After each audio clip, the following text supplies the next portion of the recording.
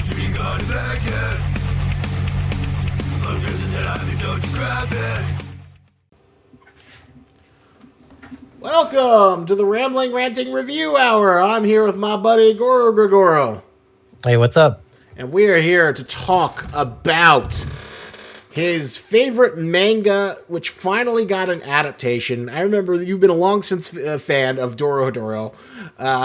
Long since, I've never seen a manga that felt like it met your sensibilities quite like this one. Yeah. It was the most Greggy manga I've ever seen. So, explain Dorohedoro. Give a plot synopsis of what Dorohedoro is to people who don't know. You've never heard of it. It's one part horror, one part comedy, one part mystery, and all parts fun and wacky and crazy. Because I remember you're like, oh, it's like this incredible mystery. It's about this lizard guy who wants to find out that who turned him into a lizard, and it's like this incredible mystery. Yeah. And you love that mystery, although I don't think that's the core appeal of Dorohedoro. No, but it adds really interesting elements to it, and like how the whole universe is built, like how the whole world building of Dorohedoro has like worked, like how it all works together. You know what I mean? Just like the world of Whole, which is basically the human world, and then there's a magic users world. And the magic users need to go to they feel the urge to go to the human world to experiment on humans, their magical powers. And because they do that, a lot of humans really despise magic users, and a lot of them have like permanent, like debilitating, like damage to themselves. Yeah, that about sums it up. Dorohedoro is the story of a lizard man named Kaiman who just wants to find out who turned him into a lizard man and get his memories back, so he eats people, and then his real face says that, like, whether or not he can recognize them or not, and whether or not they're the one or not the one.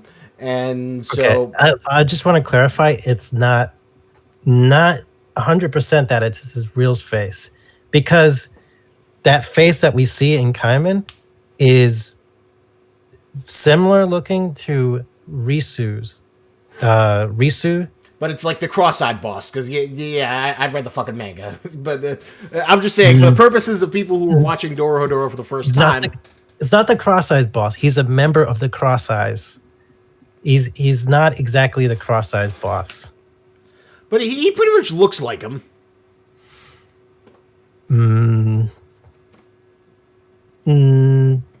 We don't know yet who the Cross-Eyes boss is. Well, you should know it. I thought you said you finished the manga.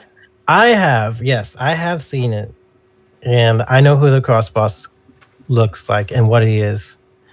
But yeah, that doesn't come up until probably season 2 of the anime. No, because, it's funny that the anime kind of ends abruptly. I guess that was like a decent enough point to end it, but we'll get into that in a bit. But yeah, so there's a guy inside Kaiman's mouth who, like, supposedly holds the answer of who knows who transformed him.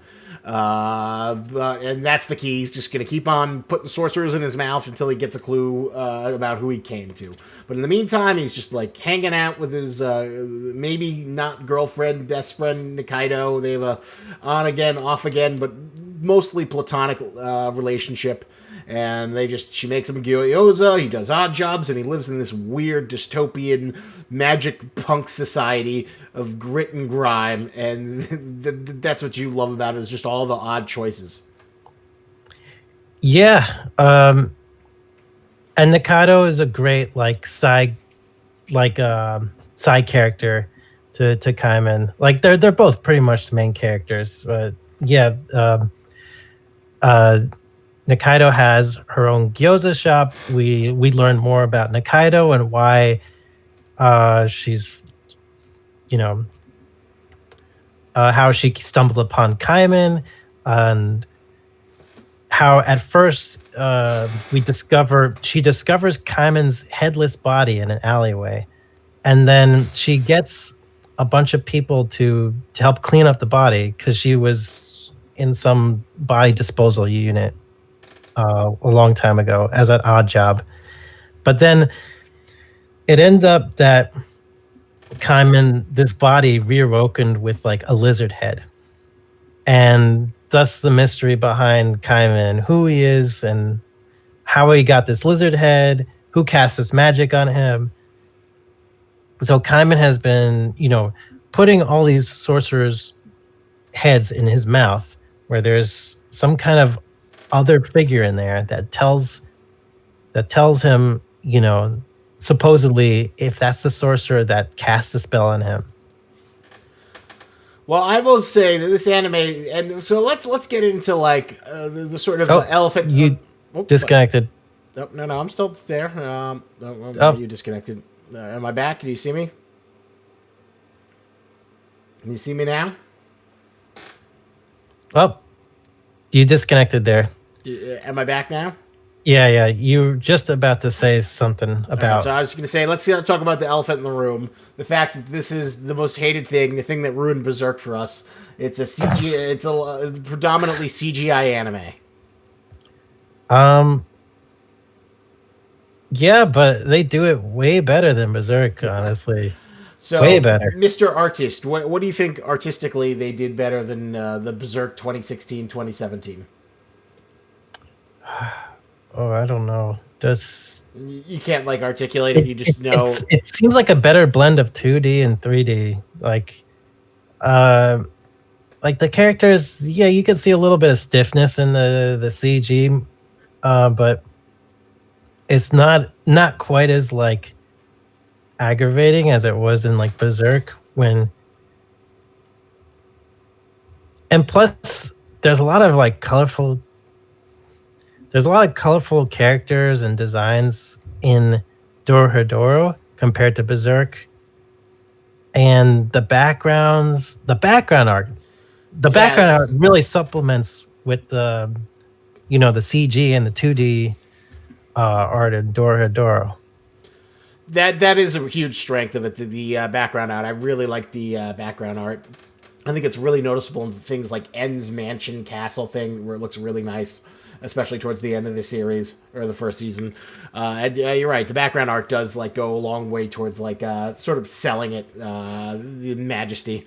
The really, really nice background, because Dorohedoro is like this, and I think that's another advantage of the anime that it captures really well, is the sort of fun hangout vibe, despite the fact that it's a violent, brutal universe where people are being disfigured and, wizards and magic users have veins that shoot out smoke and shit. Yeah. It has a very lighthearted hangout feel, despite the fact that Kaiman murders people without a second thought. Yes. So does Nikaido. He's still oh, it's so fun to have gyoza. Oh, I love making gyoza for you, Kaiman. It's so much fun to be around you. We have such a great time. And even in the I guess technically they're villains, although they don't feel like villains. Rivals of Shin and Noi. Oh, senpai, what do you think? And then there's Shin, who's has the dual thing of oh, I'm the super badass, I'm gonna kill everyone, hitman, cleaner, but I'm actually, Bishi sexy guy who's just a little bit dashed and shameful by this hulking Amazon woman who's completely infatuated by me. Yeah, I love Shin and Noi and the relationship. I think that was one of the best things when I was first reading Dorohedoro. I found the villain characters to be very entertaining and very very interesting. Well, it's weird if you'd even call them villains, because it's not like they have some sort of big goal. They're just kind of surviving, and but I guess they are kind of rivals and antagonists. But they are just I think it's the contrast between the ridiculously terrifying masks and the fact that Noi looks like this hulking brute, but then she's a hulking lady, and she kind of has this sort of Oh, thank you so much, John Early. He sent a super chat. He says, Sam Raimi is directing Doctor Strange 2. Yay or nay? This has absolutely nothing to do with Dorohedoro, but I'm going to vaguely connect it to Dorohedoro because John Early spent money. So, because you spent money, Mr. Early, here's what I'm going to say. I think Sam Raimi is a brilliant choice for Doctor Strange 2 because Sam Raimi is a really underrated director. He's really versatile. Spider-Man. Well, not only as well, right? Yeah, exactly. Sam Raimi is a masterclass entertainer. He's really good at balancing tones. And supposedly, what happened with Scott Derrickson, who was the director of the first Doctor Strange, who's more of a horror director, supposedly he got into creative conflicts where he wanted to emphasize the horror elements more for Doctor Strange 2. And I guess Marvel probably was pushing at him, saying no, you gotta do what we say. You gotta hit the Marvel method. There's gotta be jokes. Well, and then supposedly that caused creative differences where he signed off the project. So now that Sam Raimi's in there, I think he's a really, really great choice, and I think he's a guy who really is talented at handling both comedy and horror. So I think he'll be able to appease the Marvel higher ups' demands for having it be just good fun and, good humor, good character humor, while also, pushing things a little bit farther so there are, some genuinely horrific moments that, make some of the kids feel a little uncomfortable. So I think he's a great choice. Yeah. Yeah, I don't mind Sam Raimi directing anything, honestly. I think he's a really talented director. I think he's really, really good and talented, and he's a great choice, and I think he'll probably do a great job. And it'll be interesting to see Doctor Strange kind of be more differentiated because he's the element of the MCU that has the most interesting setup in terms of this is a little bit more outside of what we expect from the MCU because it's mystical arts and magic, and it also helps because of the fact that it'll help differentiate more from Iron Man because he felt so much like Tony Stark, only not as funny. Yeah. So I feel like Sam Raimi might like Dorohedoro. He probably would. He probably would because that's the thing about Hollywood people, the more conventional people, because they spend so much time doing Hollywood dreams and conventional stuff that they want edgy crap. They want stuff that feels dark and mean. So George Lucas and Steven Spielberg were big fans of Fritz the Cat. Oh, really? Okay. Yeah, they love Fritz the Cat. I think I'm sure he would love Dorohedoro. So all right, so back to Shin and Noi. Yes. So maybe at a certain point, did you kind of feel like you switched your opinion, maybe because we're following the villain characters so much, maybe their society isn't all that bad. Maybe you could say that Kaiman and Nikaido become antagonists in their own way. A little way, because you do see them become kind of there's that scene where there's that guy who's giving him a carpet ride, and then they just fucking murder him. Yes. He's not even doing anything. And then there's the weird magic disparity where the Cross-Eyes, I forgot. I thought the Cross-Eyes were just whole people who were fighting against, magic users. I didn't realize they were magic users themselves. I forgot about that completely. Yeah. So the Cross-Eye gang, they are technically magic users. They're the magic users species, but they have very little source magic power. You can't very produce that smoke. You gotta produce that smoke. Yeah, exactly. I'm almost tempted to get Meerkat here and tell her how girls only like guys who could produce smoke. No puny smoke for the girls of Whole of whatever the Magic's place. It's fucking. But you see, there's a lot of desperation for magic users to increase the amount of smoke. You see with Shin, for example, his mother I think was a human. His father was a magic user. No, it was the other way around. His mother was a magic user, and his father was a human. Oh, okay, all right. So yeah. So anyway, Shin, he at first didn't have that much smoke, but then he did this procedure. Uh-oh. We're having a little bit of an interruption. Oh, we're back. I'm back. You back, Oro? Sorry. So where was I? So, Shin, he did this self operation yeah, on that was himself. like a ridiculous moment where he like cuts off his own arms just so he can find the stupid vein.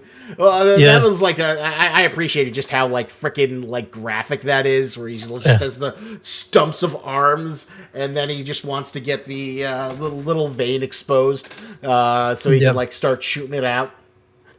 Yeah, exactly. And to really like let loose his magic.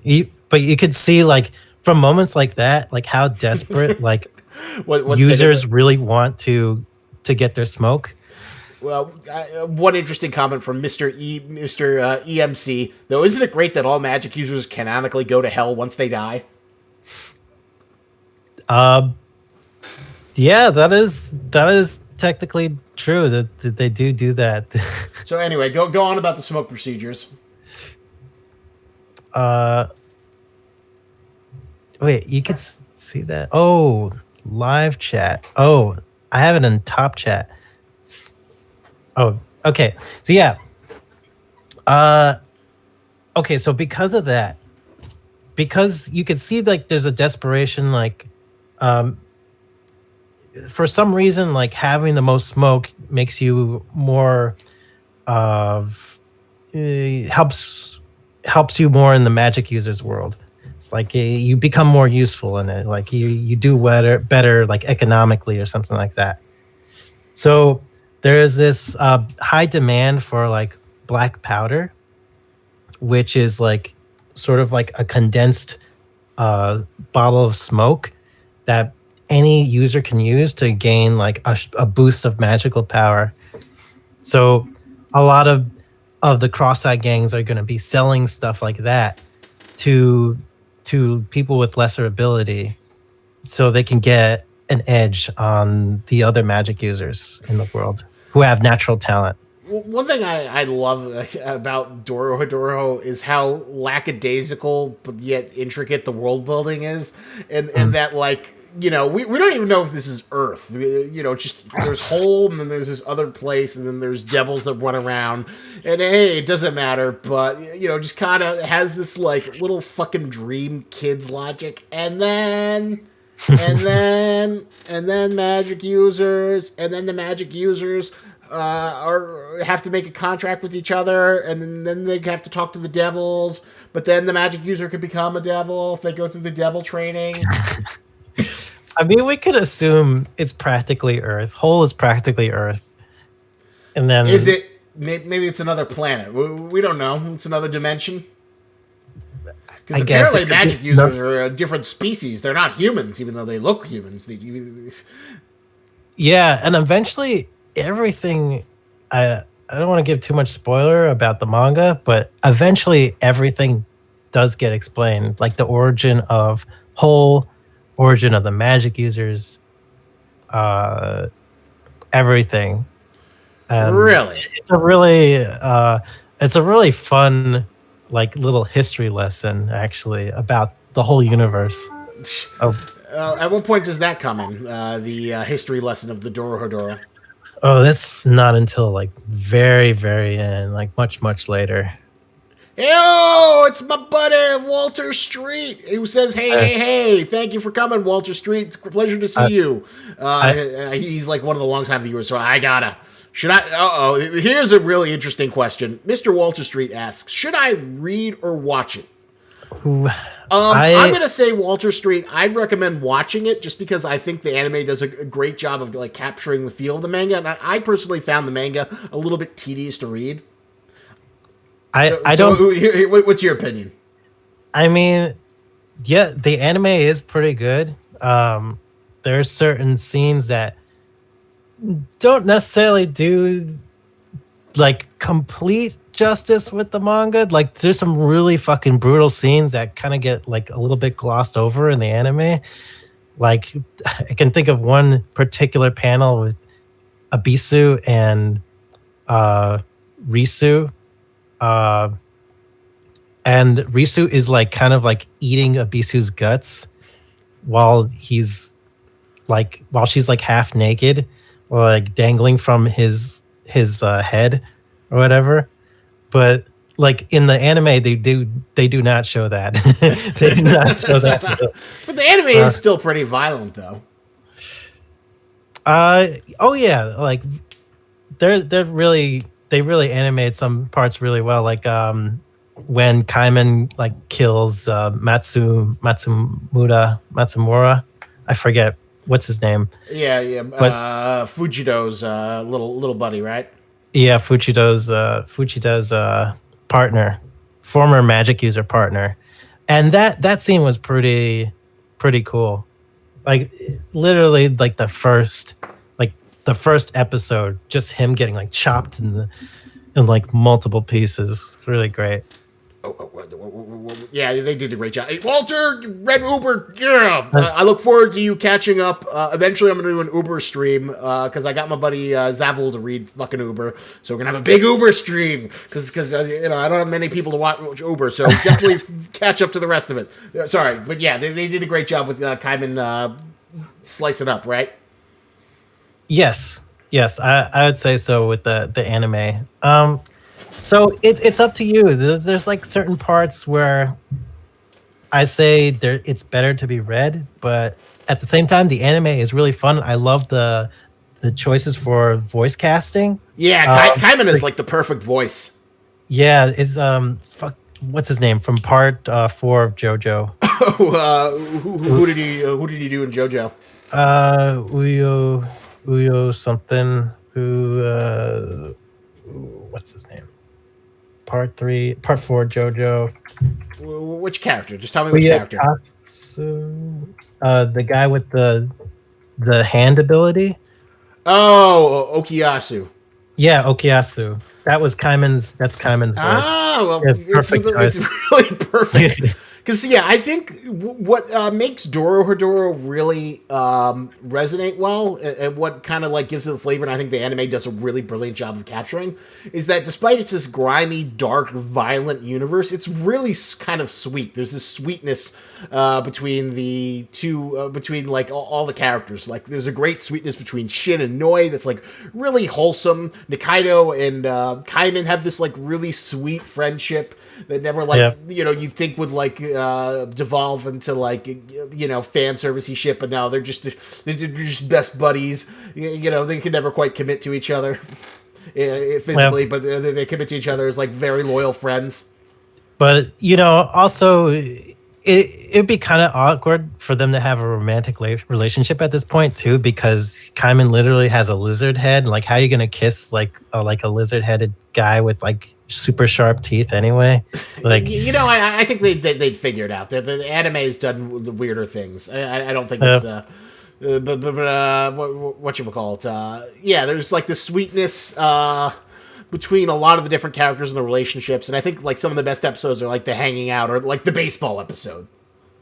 Yes, and most anime do have to have that baseball episode.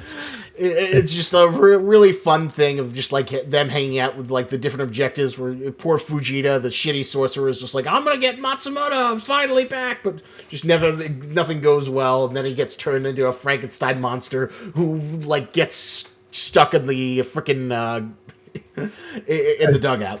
Isn't it amazing? Like, even with a baseball episode like that, it'll still like progress the story in some like meaningful way.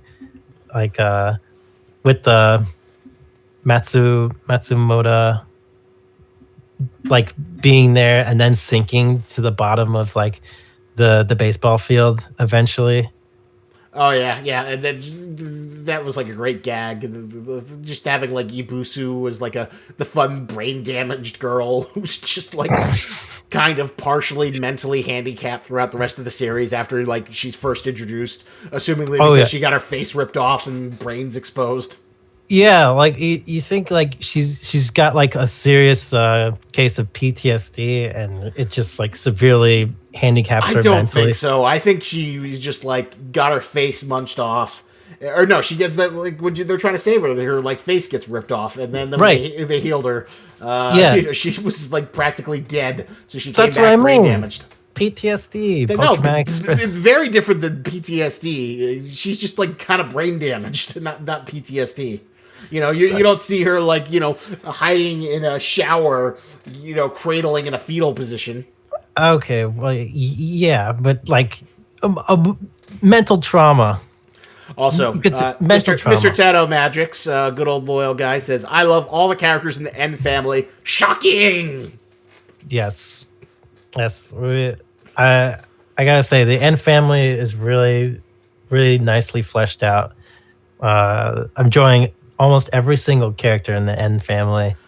Yeah, they're a lot of fun between that little freaking dog thing he gets. Is originally he thinks Kirigiri, Kikurage. Kikarage, and then Choto, the weird BDSM Birdman who like wants to be En's romantic partner and fucking partner.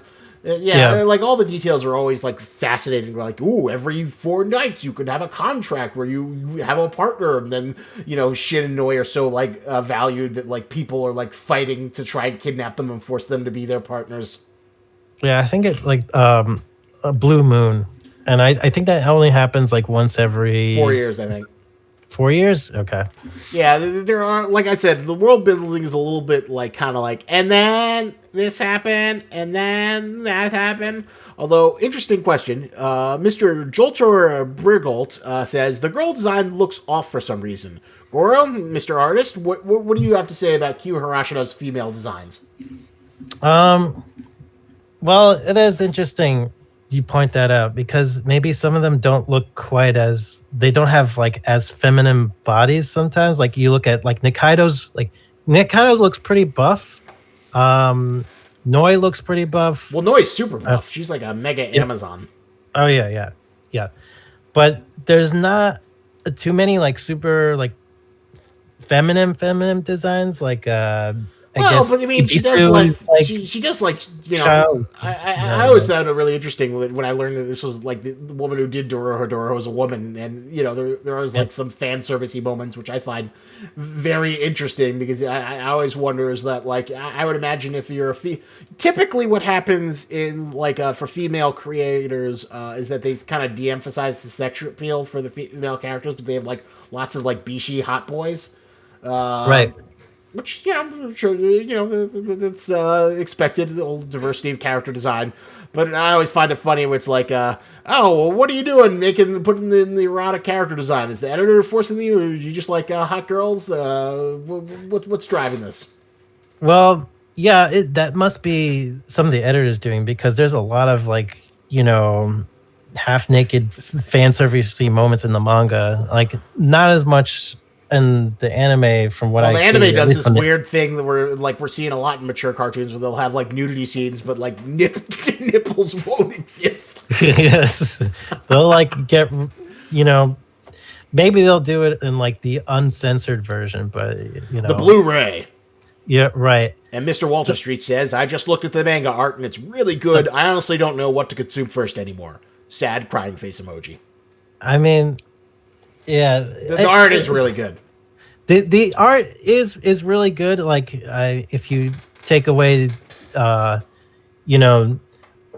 not a whole lot of like super feminine like designs, like feminine body designs, like most anime and manga like you're probably used to. But this is a different kind of artist that you're dealing with. They more focused on like other things that really make it super nice quality, like super graphic, like violence and like dirty ass like backgrounds. You are right. That is like the sort of I think that's what makes Dorohedoro really compelling, at least artistically, is that mix between like really harsh, graphic, grimy gore and like the softer moments. The fact that Shin's like this little cutie pie and Noi's this little cute, enthusiastic girl, and disconnect. Disconnect. Disconnect. I could still. Oh. You back? Oh, You're back. Yeah. So sorry. What were you saying just now? Oh, I was saying that's sort of the appeal of the art, is that mix between like softer character designs and like the harsher, more violent world. Because I was Yeah. talking about how Nikaido has this kind of like softish character design, except for when she's fighting, and then she just kind of like gets a little bit more muscular. Shin has this kind of like softish, pretty boy face. The doctor guy with all the tattoos kind of like has this soft, pretty boy look to him. And it's that sort of mix of like these occasionally softish character designs in this grimy, gritty, dark world. And that's sort of like what makes the series kind of like have its very unique charm, is the fact that it is like has this hot topic edge, this sort of like, oh wow, this is so hardcore and violent, but also it's a world where people like to hang out and eat gyoza. Yeah. It's different. It's got its own unique style to it, and that in itself is appealing. But not only that, it's also got a really appealing world and story and characters. So just all around, just like that's what really hooked me on this series. And that's sort of what keep you. Were you happy with the ending though of the manga? I thought you said it was a little bit disappointing at some point. The manga, yeah. At a certain point, like I was just like breezing through like all the content, and then towards closer to the end, like I had to wait like months at a time for issues to come out, and it just didn't. It didn't feel like it wasn't an ending like I was super satisfied with. But I'm actually hoping that the anime does a better job with that ending than the manga did. I think it can. I think they can, and it would be. It's just like the pacing is probably just a little bit too. It's too slow. Towards the end, in my opinion. But the thing that makes me kind of want to dive into the manga is that you said that there's like a big explanation for Hole and all the other stuff. I am morbidly curious because I never thought that stuff would get an explanation in terms of like what is it with all the devils and other shit. Oh yeah, yeah, yeah. All that gets explained eventually, and it's pretty interesting. They do try to explain just about everything eventually in Dorohedoro.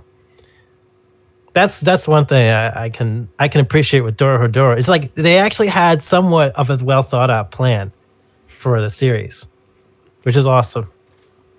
So, just out of curiosity, out of this 12 batch, were you happy with do you think they picked a good point where the anime to end? Because, like, I could understand why they ended it with, like, sort of like the biggest thing is like a division comes between Nikaido and Kaiman's relationship, where he learns that she's a sorcerer, and then she's also forced to become En's partner. But then they sort of rekindle the relationship. But in a sense, nothing is resolved. I thought that if the season went longer, I thought they were going to end on the point where, like, spoiler alert, or during the big fight where En gets kind of like taken out of commission. Yeah, I was kind of expecting that as well. Either that, or when Kaiman comes to a realization, a self-realization on the mystery behind himself. Like that, one of those two moments, I think would have been a really nice thing to end on in the season. But what do you think about where they did wind up ending it? Oh yeah, it's still okay. Like I'm not like disappointed at it with it, but I think there was a better point to end it like on a real big cliffhanger, like a super big like. Oh God, I gotta have more. I gotta see more of this. Yeah, because it does kind of like it wasn't like the most satisfying endpoint where it felt like you had a story arc. Whatchamacallit, Bones has done a pretty decent job of like finding material that like it feels like good season enders for My Hero Academia. Well, this one just sort of like felt like okay, we're stopping now. We didn't really get anywhere, but hopefully we'll see it for season 2. Which studio was this? Is this Studio Bones? Mappa. What have they done? They've done some interesting stuff. Here, I'll pull them up and I'll Studio Mappa. They have done. They did Ushiro and Tora. No way. Studio Mappa. Inuyashiki. They did the adaptation of that. Inuyashiki? Remember the old man manga from the Gantz guy that we enjoyed? Oh, that thing. Oh my god. And then the famous Zombieland Saga. I don't know if you've ever heard of that one. That was a very successful idol show. And apparently they're doing The God of High School, the webtoon right now as well. So they have and they also did that gambling, or the second sequel of the gambling anime you hated. Also doing something called, wait, Dororo? Oh, and Yuri on Ice. That's like a very well beloved series. Okay. Oh shit! Yeah. And apparently, there's also a Dorohedoro OVA that they're going to be doing, which includes the special edition and the volume 2 of the Dorohedoro Blu-ray release. So we'll have to look for that. There's lots of like little shorts in Dorohedoro manga that that would be cool to see that animated too. You want to see the Goyoza fairy brought to life? Yes. So yes. It's actually story relevant later on. Really? I thought it was just a little cute little aside. Or was that because of the magic Kaiman gets you were telling me about? Yeah, but that's that'd be more spoilery. That's more spoilery stuff. That's coming up. Tell me about the intro. I remember we were having an interesting discussion when we were talking about the opening scene and what you thought about that.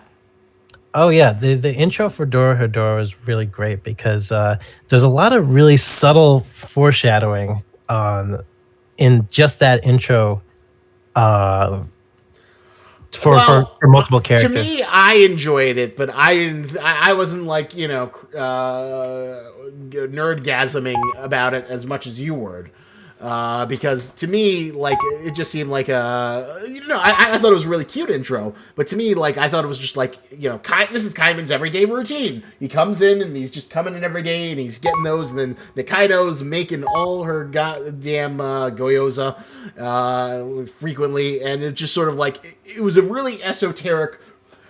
Maybe that's why I liked it. It was a very esoteric way of showcasing something very mundane. Yeah, I mean, I know that I can see that for sure. Like, there's that aspect of it, but there's also another aspect of it that I saw as well on top of that, which is the foreshadowing of Nikaido and Kaiman, and the mystery behind Kaiman, and it's kind of like I don't want to get too spoilery, but there's the showing of multiple Kaimans like falling off of the building. Like, I feel like it's a very subtle reference to of a foreshadowing of Kaiman and what happens later on. It reminds me, I know there's like many different forms of Kaiman. There's Kaiman, there's Risu, there's the Aizawa guy. No, you messed up right at Risu, but yeah, like I said, I don't want to get too spoilery because like part of the thing about Dorohedoro is like for people to find out the mystery for themselves, like to discover the mystery. I think personally, I think it's one of the best things about it. I think the mystery is like the most tedious thing about Dorohedoro, and I think just like hanging out with the characters and learning more about their world is like more appealing. Like you didn't like the weird pie contest between like the Mr. Tamba and the sexy former wife.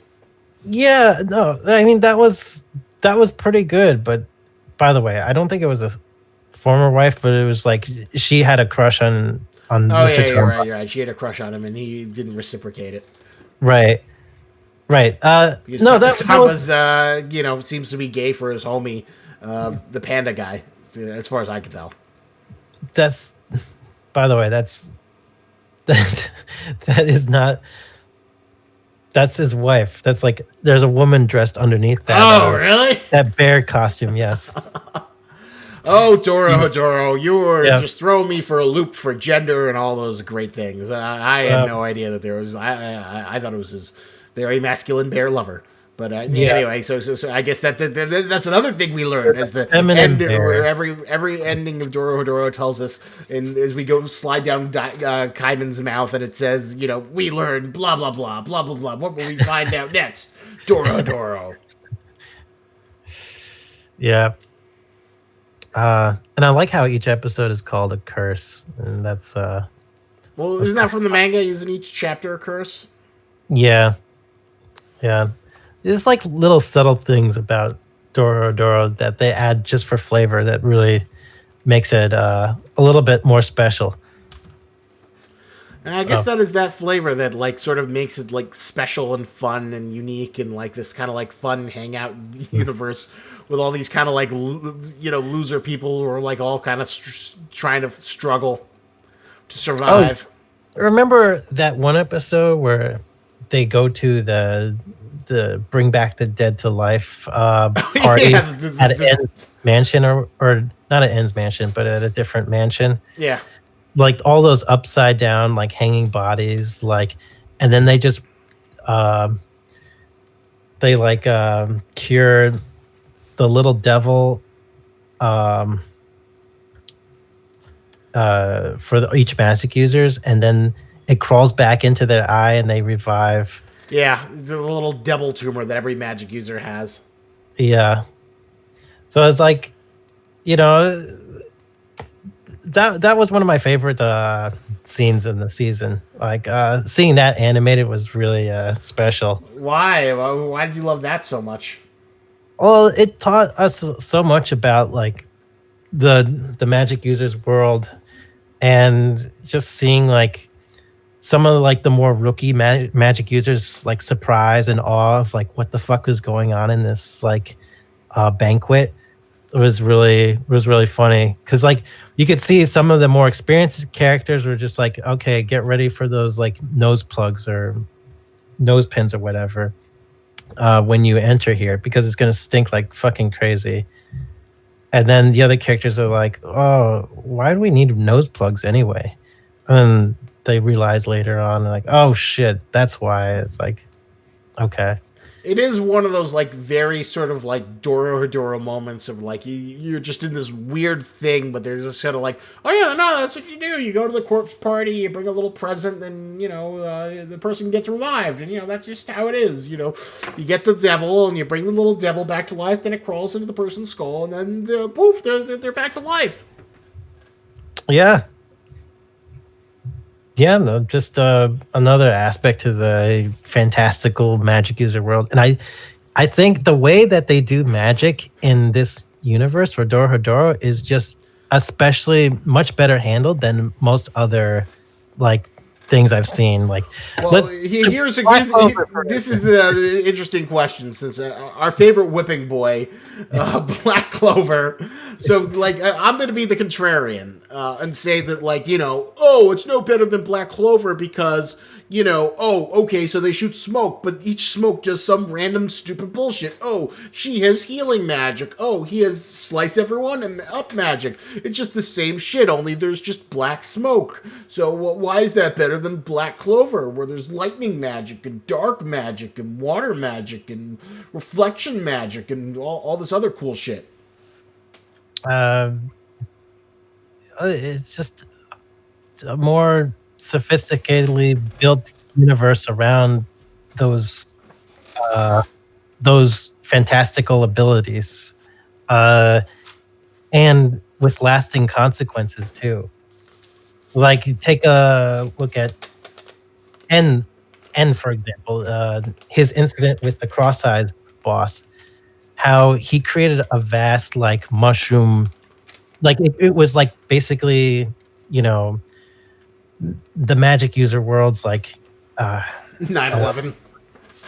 yeah, 9/11 or like Hiroshima, almost like kind of event where it was just a huge explosion of mushrooms. And from then on, that area was always, like En's territory, En's palace or whatever. Like En had gained like such a huge influence on the magic users world, like after that moment.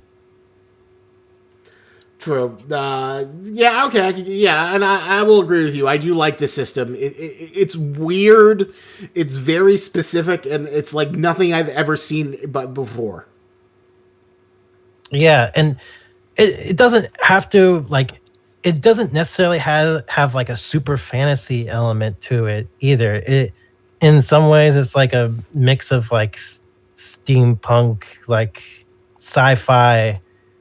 Uh, Well, it's a because mix. I guess you're right. That's what makes it very unique from other like magic systems is the fact that like there's this bio element to it, and the fact that like you know Harry Potter, there's no difference between Muggles and humans except for the fucking Muggles can't use magic or whatever. They just don't know. They're still humans. While the sorcerers are like a completely different species. They're this weird biology where you have like different veins in your fucking body that like shoot smoke out of your fingertips. And it's like this bioorganic function that's behind the magic.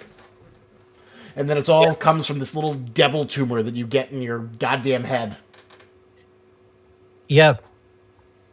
But apparently if you crush that devil tumor, like you permanently kill a magic user. You can't revive him after that. That's one thing that I can tell you about magic users.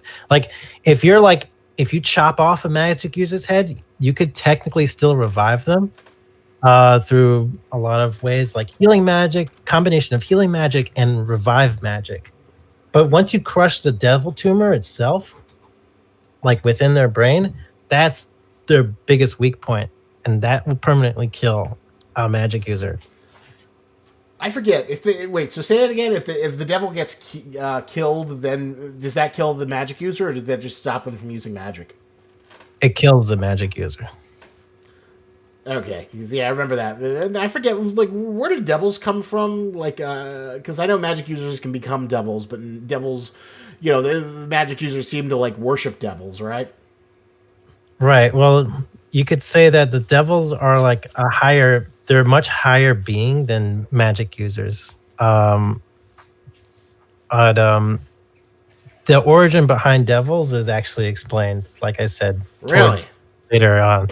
So Like, is there? Do they have the? Because what's always funny about these things, well, like this is nothing to do with Dorohedoro, but like freaking hey. Wait, Meerkat, come here for a second. Meerkat, you gotta say something for the nice people. oh, babes, you want to come over here and say something? Okay. She's. Ah, I just wanted her to say one goddamn thing. I wanted her to sell. What does she think people like better? People with little smoke or people with big smoke? Babes, do you like people with big smoke or little smoke? Just yes, big smoke or little smoke? I don't know what that means. Big magic or little magic? What? Big magic or little magic? I don't know. And she doesn't. She doesn't know. I mean, I'm always going to go with big magic.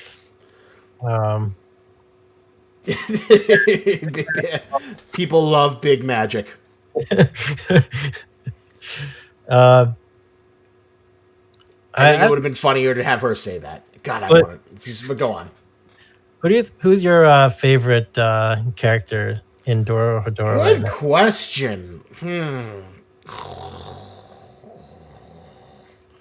I really like Fujitora just because he's like the Usopp. I Yeah, also really like the Shin and Noi relationship.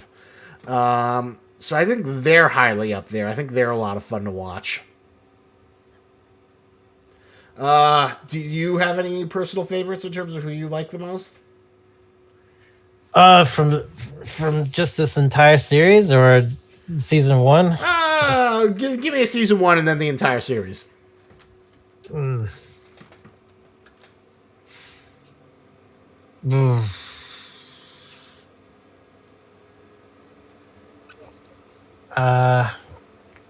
God, oh man. That's a tough one too.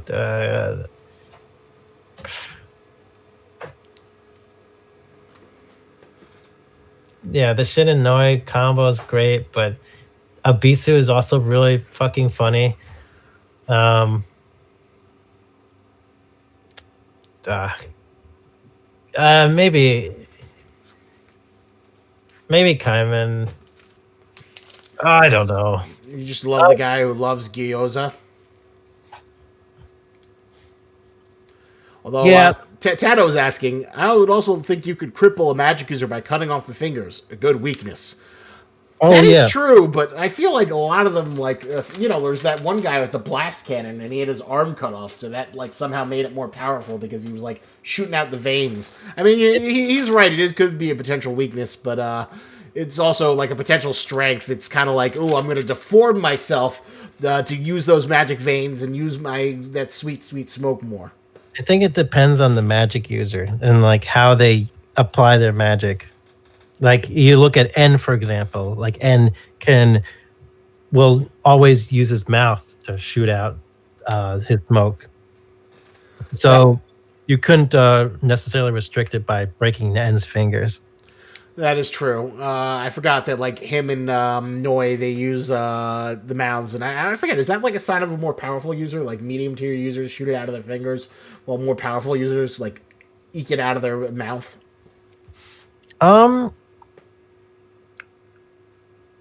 I wouldn't say it's directly related, because you look at Shin. Like Shin is still a really strong magic user, and he's always using his fingers to shoot out magic. I think it's just the amount of smoke. A lot of the time, it all depends on like how much smoke you can shoot out.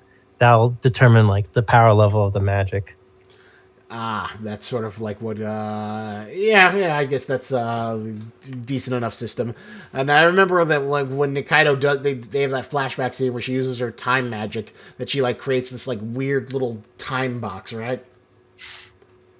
Yeah, but again, that storyline, that's getting more into spoiler territory. Like you don't want to. I don't think you want to get too deep on that one yet, because there's a lot of great moments with that. And Wait, so like really ups like the Kaido's status as like a great character. but like, think. who's your favorite character of in the future of the series that we haven't seen yet? Having a little bit of trouble. Are you back? Yeah, I'm here. Okay. So what was I saying? I was saying, who's your favorite character from the manga towards the end of the series? Oh, towards the end of the series,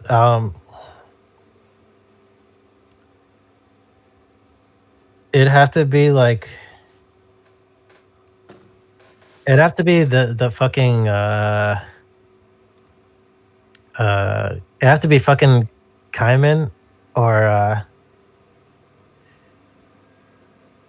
Nikaido, like one of those two. They really like upped their game towards the end of the series, I think. So, does Kaiman ever get a power? Oh, I guess he does kind of, like, from what you told me, he does kind of get his like a weird little power up.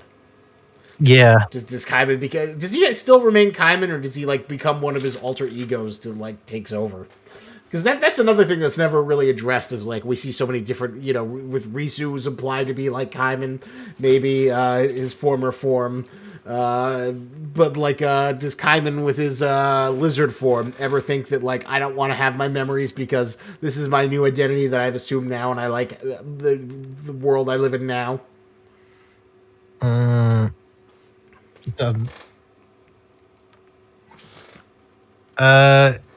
I think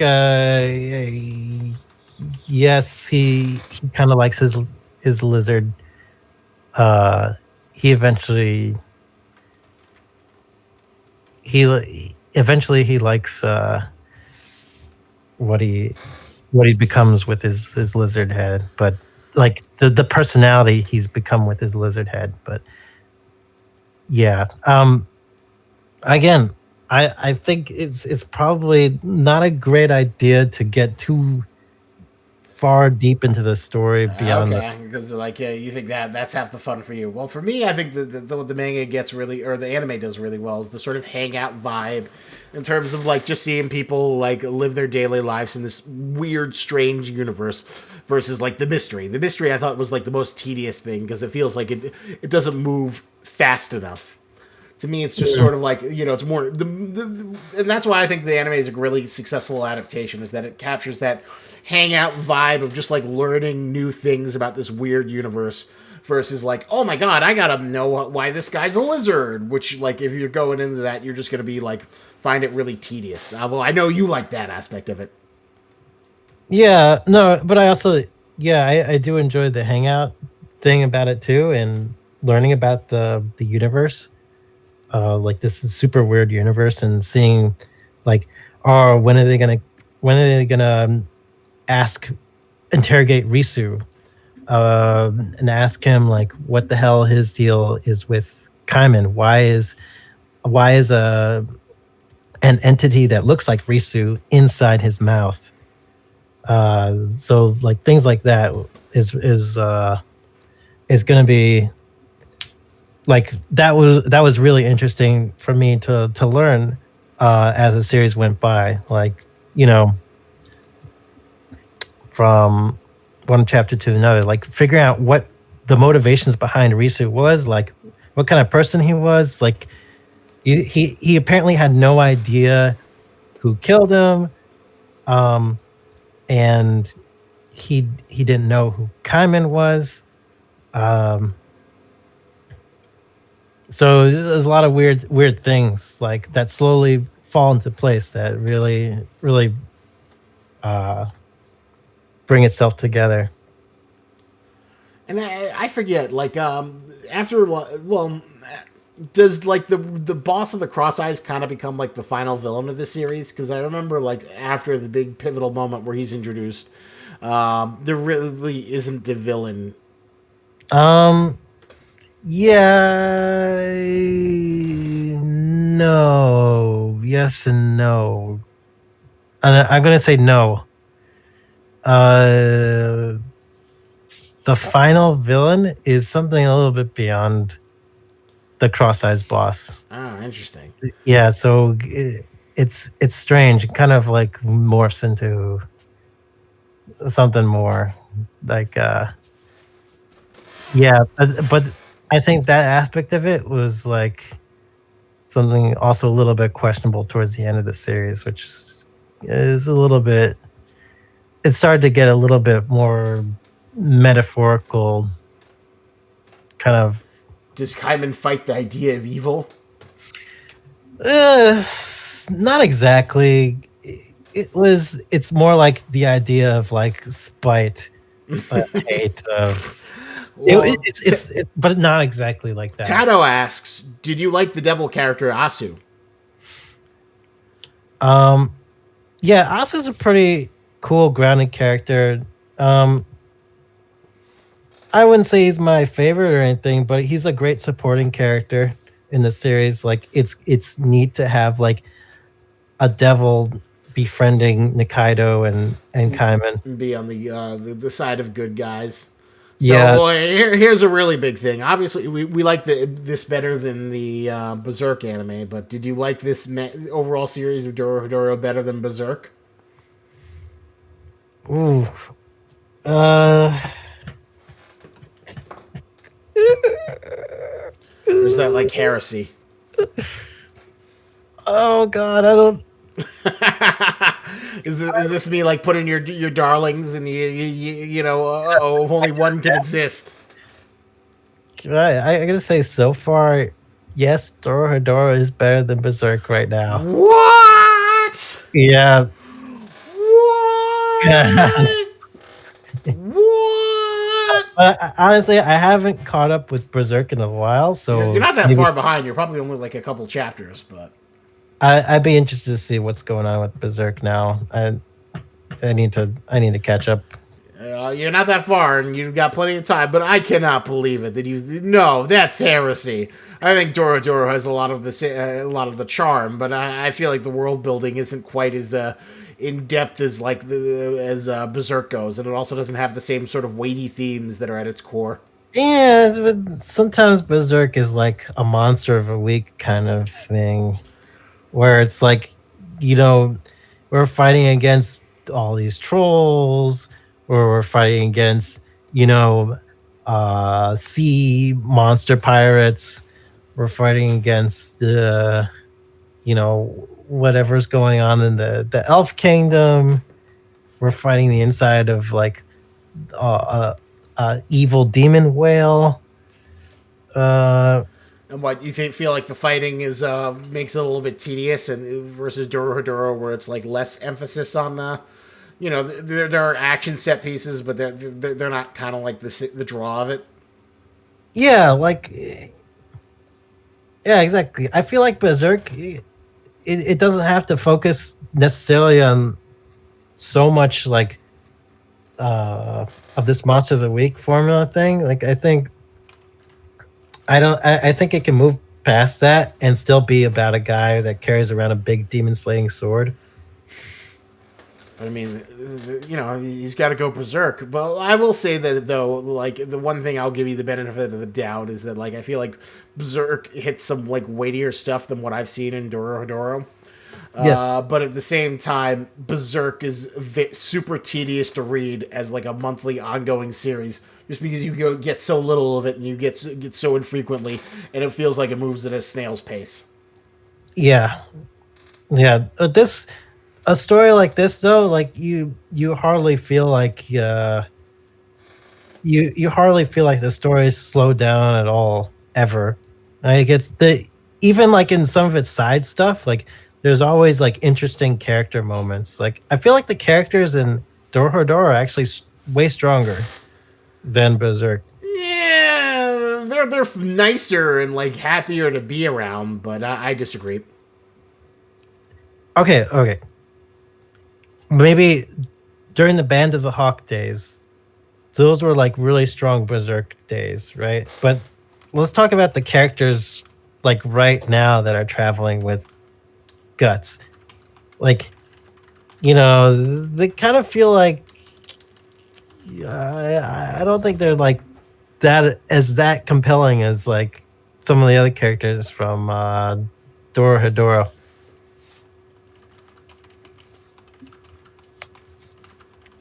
Oh, Walter Street became a $5 patron. Well, he said he tried to be. But Oh, then he was like, God. it's a recurring payment. And I'm like, fuck that noise. And, for that, I can understand if you don't want to. But, Walter, here's the deal. You're always welcome to the Lobster Pot for however much you can afford. And one thing to remember is that for $1 Patreon is like buying one movie ticket for a year. So for the price of one movie ticket, you get my content out slightly earlier, and you get to join the Lobster Pot, and you get me coming up with cute, creative ways to thank you in the end of my videos. So if you can't afford the $5, I completely understand, but there's always the $1. Yeah. But if your card's like super broke to the point where charges won't go through, then I don't blame you. Save that money. But you're always welcome to join if you got that, cash from the Trump bucks and you want to go burn it on the Patreon and you want to do the far more economical $1 a month. Yeah. But thank you, Walter Street, for trying. I will always be here. But anyway, back to Dorohedoro. And it's really hard to compare like Berserk and Dorohedoro. I've just seen like I can't pull it off of the top of my head, but I've just heard too many like things about Nietzsche, the Destiny and Fate, and like really high-minded stuff, and reads into Berserk and all the various characterizations and whatnot. And I don't see any of that in Dorohedoro. Okay. Fair. That's fair. I think it has lots that But for me, like right now, Dorohedoro is more entertaining with its character interactions than Berserk is right now with its characters. well, because it's a little bit more fun. There isn't, they're on a quest. They got to get Casca's memory back. Even that, like the fucking dream sequence. You were digging into that so deeply with the Casca and all the freaking dreams logic Is there anything in Dorohedoro that you feel like you can dive into on that same level? Probably not. You know what? It has been a while since I've read Berserk, so maybe getting back into it, I can really start to appreciate it more. I mean, I will say that, like, you know, there's the eternal agony of being a Berserk fan, which is like watching it like go at the piece of a fucking snail space. Yeah, snail space manga. I know. I think that probably has something to do with it right now. And it's like on this hiatus. It's like you know, what will we ever see the end of? Will it be Dorohedoro, or will it be? Or no, what will we ever see the end of? Will it be Berserk or Hunter x Hunter?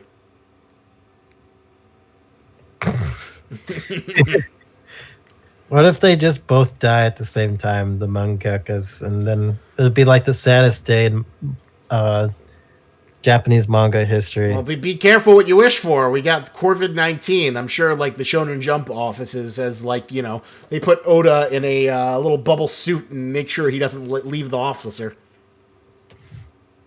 Okay. Well, yeah, just make sure you keep on testing all the mangaka for the virus. Make sure you give them all the appropriate treatment. Direct all funding of, you know, treatment to manga so we can keep the manga alive. Entertainment must go on. Thank you, Walter Street, for becoming joining the Lobster Pot. I promise I'm going to give you a big, obnoxious shout out in my next video. Welcome to the Lobster Pot. Happy to have you for the $1, you college boy.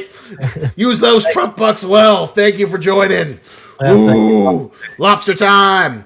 Although, well, we'll see. The next video I'm working on is going to be a little bit of an epic video. I'm like putting the pieces together. So hopefully I'll get it done before the end of the month. But I think you'll be pleased. That'll be the first one, unless I do something, get a brilliant idea earlier.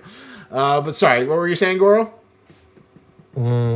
Keep all the Japanese mangakas alive. Yeah, keep them safe, keep them in bubbles, because God knows, oh my God, that would be so sad if, like, Togashi, like, dies before he finishes Hunter x Hunter, or worse yet, Oda gets it, or the Berserk guy. Although, interesting enough, though, this might be worth looking at. The Berserk guy has this manga currently running as like a side project about Mesopotamian gods that I remember reading the like outsourced to the studio to see if they can handle more of the art. I'll send you a link or I'll look it up, but that might be something that might be worth talking about later in the future. Well, I don't know. Mesopotamian gods? Like, I think someone might have mentioned a manga about that to me a while ago. I have it like saved here. Is it called Record of Ragnarok? No, that's not it. Okay, never mind. It is, one second, I'm going to get it to you. Kentaro Muera.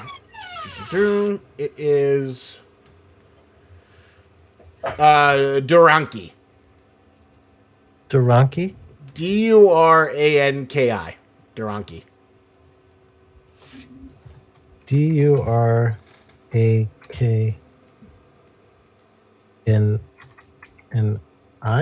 Yep. Wait. Duranki manga? Okay. Yeah, so apparently for this one, it's like kind of like a test where it's like he only does like the writing and the storyboards and rough copies, while his assistants and the production company called Studio Gaga do the majority of the work, and it's kind of like a test to see if he can get Berserk done faster. Wait, this is the Berserk guys, another Berserk guys manga? Mm-hmm. Mostly done by his assistants. Yeah, I can see the style influence. God, everything's so complicated still. Like all the panels and shit. All the characters. Oh, God. Oh, it's like some Noah's Ark shit. Okay, well, maybe I'll take a look at that eventually too. Yeah, I would love to do what you call a podcast review where we talk about that in his sci-fi manga Gigo Madoka, which I really enjoyed. Okay, well, But maybe. anyway, back to Dorohedoro. So this is still like one of your favorite seinen manga, and you're hoping there's a season 2. You hope if you had to guess, how many seasons do you think the manga material that's like all done it would take to adapt the entire thing?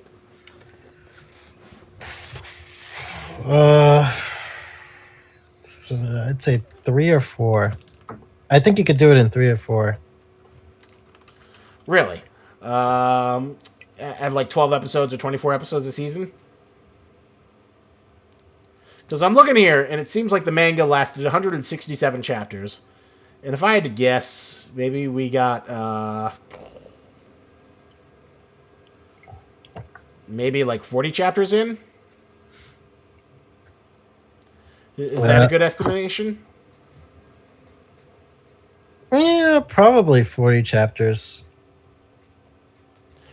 I feel like you could also do a lot of content in some particular areas pretty quickly. Why? Because it's like a lot of fight scenes? Yeah, there's like a few of those, especially towards the end, where you could probably condense like maybe 5 chapters into a couple episodes. Well, actually, here's an interesting question now that I think about it. Who do you like better, the N gang or the Cross Eyes gang? The End Gang, for sure. How come? The Cross Eyes Gang, they try and eventually they do try and come up with like more unique characters, like, but they are kind of like they're like laughably forgettable. Like it's because they don't have quite as interesting designs as like the End Gang. As the N gang, which is a little bit more unique because they got the sorcerer's masks. Both Walter and Tado are wondering, Goro, have you ever read or watched Vinland Saga? Oh, I have not yet. But I've been meaning to get to that at some point. Yeah, I've heard like the manga's like very complex and worth reading and watching, and I've heard the anime adaptation's really good too. So I think that's definitely on my something I'm going to force myself to watch. Who knows? Maybe we'll watch it together or something during this quarantine. I'll go to Goro's place and we'll go watch it together or something like that. Because I have heard nothing but good things, and it's like a great series to see for people who like Berserk, and that the manga's fantastic.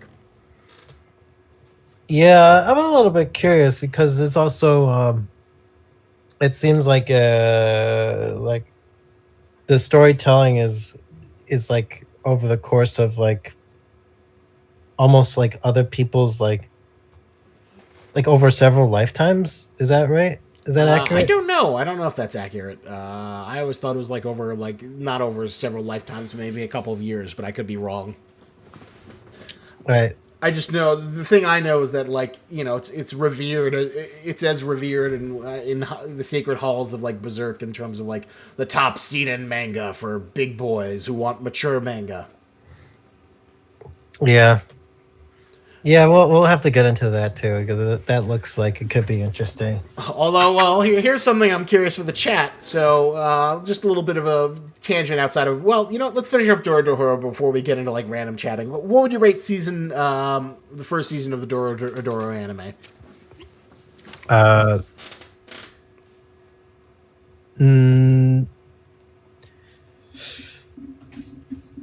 Oh man, what do I rate it? Where would I rate it? What would I rate it? I thought it was a great adaptation so far, so I'm gonna give it 10. What? I'm gonna do it 10. I was really happy with. Okay. Every episode, I was very happy. You were very. Oh yeah, and that was another thing I wanted. Did you ever see the ending point where they had like the Doom parody with like Ed with his his little mushrooms as he turned the people into mushrooms? Of course, like they add all these little things to it that just really put more flavor into it and more fun into.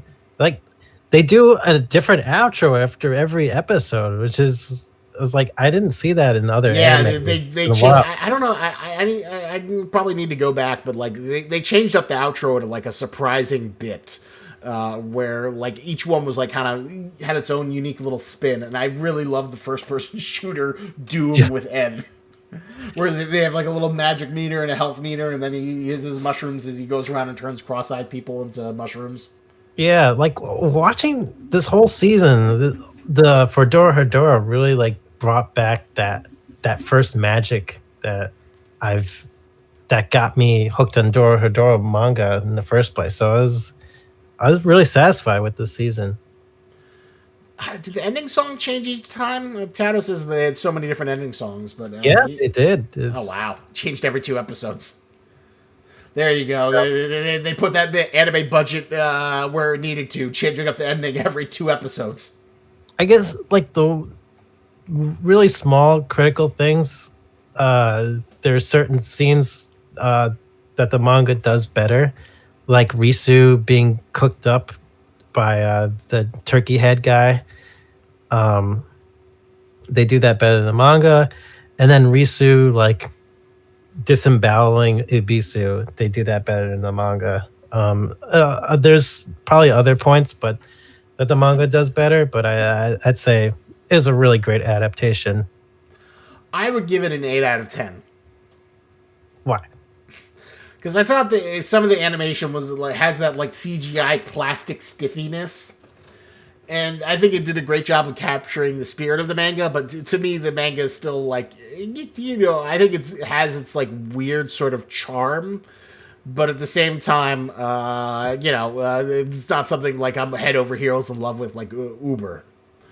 I think the mystery's kind of convoluted and dumb, and it's not something I'm super invested in. But I think it does do a good job of like just keeping things entertaining, light and breezy with these characters, and showing us off this weird world, which is like nothing else you could say you've seen in any other anime or manga. So is your only complaint the CG? Or is there something I guess so, and the sort of like my annoyances with the material overall, just kind of like being a little bit like slow and emphasizing this mystery, but not really like going anywhere with it. You don't think it went anywhere so far? Okay, so we begin the series with Kaiman and Nikaido are going to kill sorcerers and find out the truth behind Kaido's face. They end the series having not really come any closer to finding out who Kaiman is, and they're just kind of like hanging out, but at least their friendship is renewed after Kaiman learns that she's a sorcerer. But that's also another mystery that's added on, like the mystery behind Nikaido and how she's a sorcerer. That doesn't seem like much of a mystery. She grew up magic. in sorcerer world, and she just so happened to come to human world. Yeah, but there's more to it beyond that, because like she refuses to use magic as well.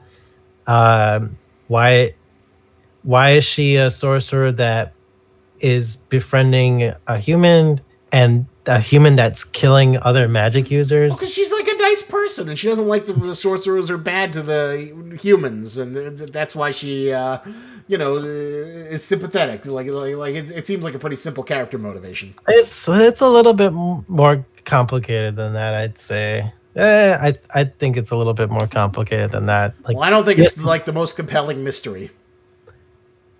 but I think there's some good reasons why she doesn't even use magic, which I think should be expanded upon, which does get expanded upon really well in the manga.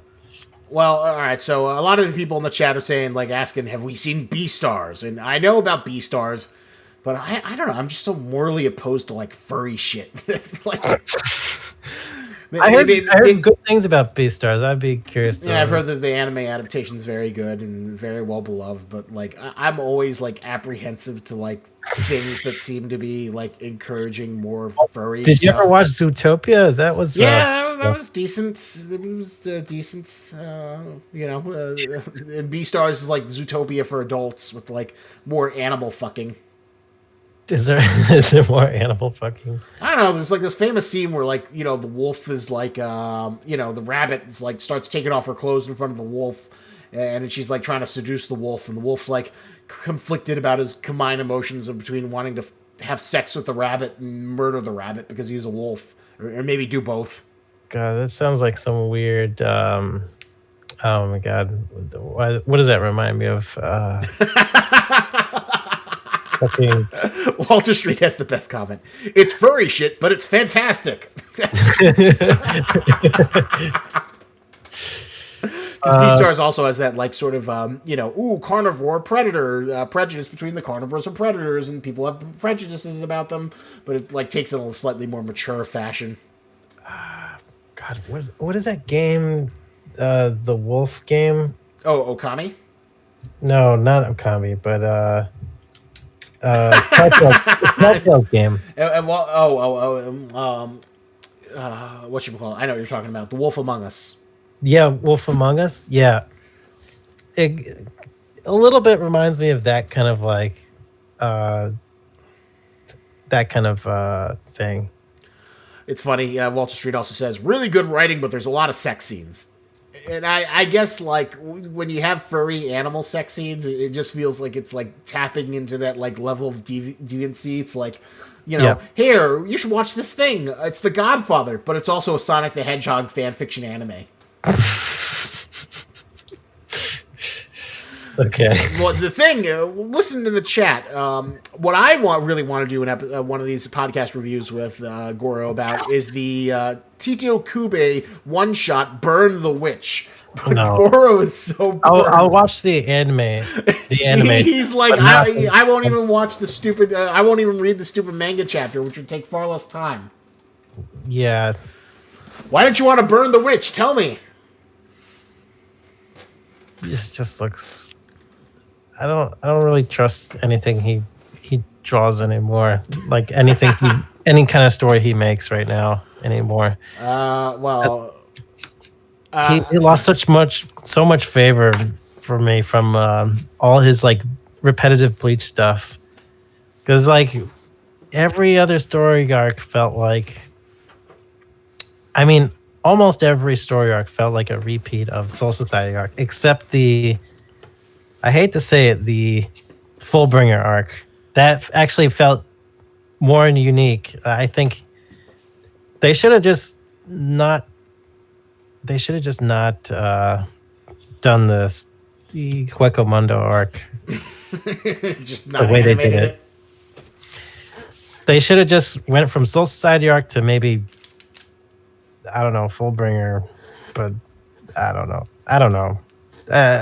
It just, he's like chasing for that success of Soul Society arc. Don't you want to see the Burn the Witch? Maybe the funniest thing is that like the funniest thing about Tato says Burn the Kubo. The funniest thing about the Burn the Witch is that like it's getting this big. Oh, are you back? You back? Yeah, well, you just connected there.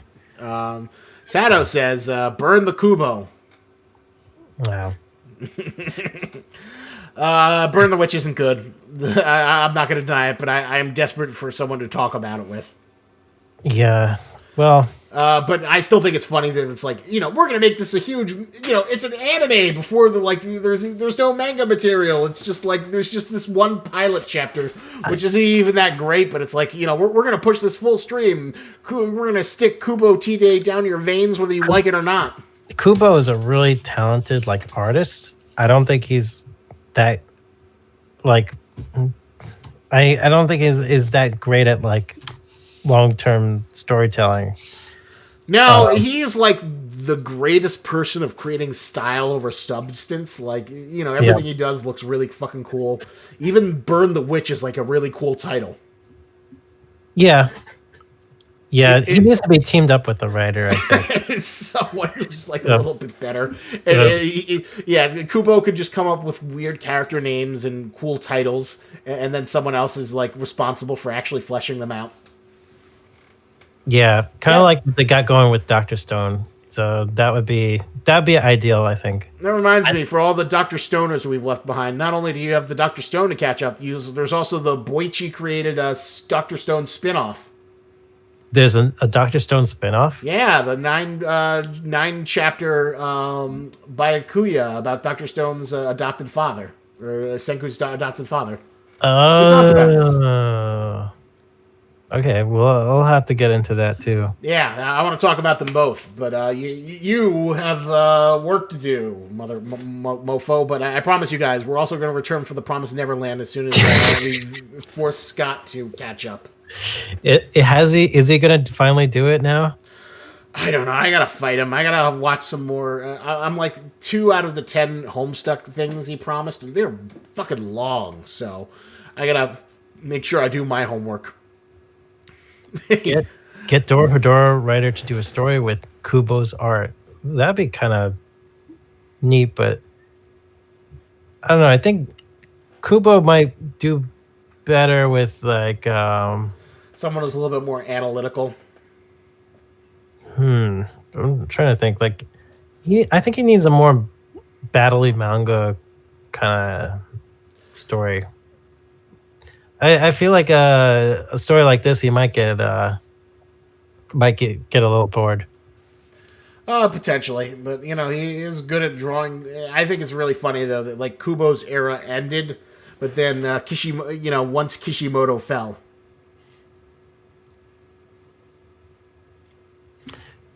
Yeah, well, that's just how it is. Poor Kishimoto tried to come back with his Samurai 8, but it did not work out for him, unfortunately. And he had the ultimate disgrace for like a superstar mangaka. His series was canceled. Yeah. But hey, at least now he has something he can talk about with his twin brother, who always gets canceled when they go home for the Japanese equivalent of Thanksgiving or Christmas. Are you twin brother? You mean Kubo? Or is No. Masashi Kishimoto, the creator of Naruto, has Satan 666. Yeah. Oh god, I forgot about that. Who basically ripped off his idea. Ripped off his own brother. Well, the funny thing is that he kept on creating manga. Like he did shonen manga, he did seinen manga, he did this really weird manga called Mad Chimera World, where it was like this like sort of like mid-toe super fantasy, and basically the premise is it's like a apocalyptic future where everyone's a mutant creature animal hybrid, and women hunt men to reproduce with them, and they also eat them. So it's like this lone woman trying to help this guy find out the truth of the world. Oh wow! Okay, it's like this weird, pretty intense. It's like this weird red pill, and even that got canceled. Oh man, that sounds like an actually kind of fun concept, but I don't know. But just type in the Mad Chimera World and then check out the art. Okay. Oh, it was like super hyper edgy. Wasn't very good, but I respect the trying, just like going balls to the wall. Oh my god! Okay, is this like a sentence series? Like yes. Okay. Yeah, good to know. I just see like a whole bunch of like graphic pregnant lady images, boobs, and like lots of crazy shit. All right, I do appreciate it. So yeah, if you ever read that, I would love to talk to you about it. But like, I think it's funny that like Kishimoto's brother Seshi Kishimoto fought so hard, and now his brother, who was like completely broken by Naruto, does his own second series that he dreams is going to become a success. So he can finally do the sci-fi epic he always wanted. It gets canceled really like early in its lifespan, and then he's just kind of like forced to limp back at home. It's like, hey brother, how's it going? Yeah. Well, I don't know what to say about that because I'm not that familiar with Super 8 because I haven't read Samurai 8. sorry, Samurai 8. I haven't read Samurai 8 yet, but from what you're telling me, it sounds pretty bad. So It's disappointing. I really want someone to talk about it with. But we'll get to there. But all right, I think that's finished. This is a good time to start wrapping up. Any final thoughts you want to leave for our viewers before we call it a night for tonight? It's like, I want to talk so much about like spoilery stuff about Dorohedoro, but I'm afraid like doing that is just gonna defeat the purpose of finding it out for yourself, because I feel like the mystery is like most of the appeal for it. And I'm looking forward for other people to being like, "What the fuck?" when they discover the answers for themselves. All right, so go read the Dorohedoro manga. If there's a season 2, maybe we'll get to talk about it. We'll see. Obviously, Dorohedoro is going to be a very, very special treat. It's Goro. It is the most Goro-y thing I've ever seen. Yeah. It is the most Goro-y thing that I've ever seen. And, even more than JoJo. Yeah, I think so. I think there's like this dream logic that defines like Dorohedoro, while JoJo's a little bit more concrete, a little bit more solid. But all right, go read the manga, and come back next time when we do another stream. Or eventually, we're going to do one on Demon Slayer, and we will also talk about Dr. Stone and the Promised Neverland as soon as either he catches up with Dr. Stone or forces Zavel to catch up with the Promised Neverland. And oh boy, I really want to do the Promised Neverland stream. There's a lot to talk about. That should be interesting. We have many words to talk about the later story arcs. But all right, well, thank you for hanging out with us, and remember, lobsters and antennas, but don't you grab it. All right, peace.